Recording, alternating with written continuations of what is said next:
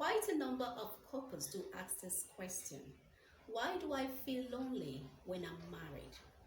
According to a medical source, loneliness is a mental disorder characterized by persistent depressed mood, loss of interest in activity, causing significant impairment in daily life. It can be felt even when surrounded by other people. Loneliness can make you feel empty, alone, and unwanted. It has a wide range of negative effects, including cardiovascular disease, stroke, increased stress level, decreased memory and learning, antisocial behavior, poor decision making, and many others. A recent study of older adults, 62.5% of people who reported being lonely were married and are living with their spouse. Loneliness in marriage can happen slowly as this connection with your spouse gradually increases over the years. Marriage actually is meant for companionship, oneness in heart, mind, body, and spirit, having similar ideas, enjoying the comfort of togetherness. But in a situation whereby you share the same meals with your spouse, you sleep on the same bed, and still feel isolated, disconnected, and alone, what could be responsible? Causes of loneliness in marriages could be as a result of the following. When emotional abuse becomes a regular affair, you are bullied and kept under constant fear. This makes your spouse withdrawn in order to avoid further intimidation. When you hardly have time for your spouse because you are busy with your career or family matters.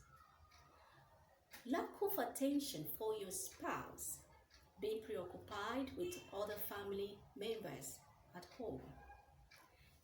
Physical and emotional isolation, depression or friction from past relationship. When your sex life reduces drastically, all these are signals. When your interaction with your spouse becomes hostile and argumentative, you stop sharing your feelings with your spouse because you feel there isn't any emotional attachment. When you feel you are no longer connected to your spouse, secure or safe, all these are signals. But I have good news for you. Loneliness in marriages can be overcome.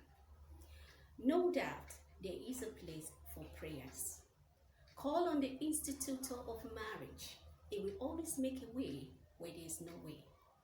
Strike at conversation. Open up to your spouse. Let him or her know how you feel.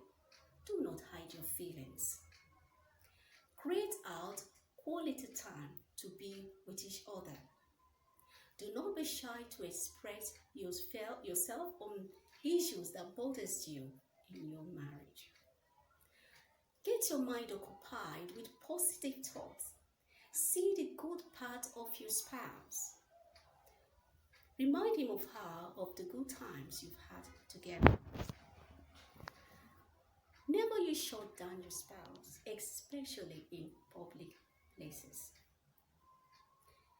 Give your spouse a listening ear. Let him or her know how much you care. Do not disregard his opinion.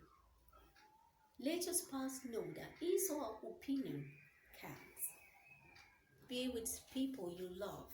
This is a good antidote to loneliness. Invite friends and family home. This can create room for communication. Make sacrifices to make your relationship move forward.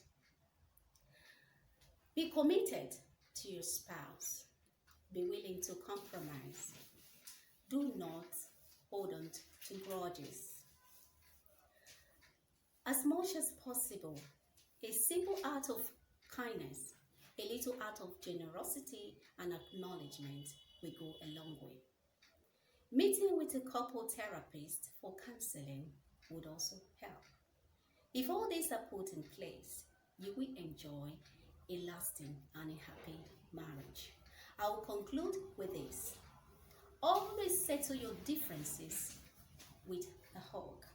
And with these words, I am sorry. I'm truly in love with you. Thank you for being in my life. This will make your spouse feel really appreciated. Thank you for listening. I am Laura Edafe. If you like this video, please subscribe and share.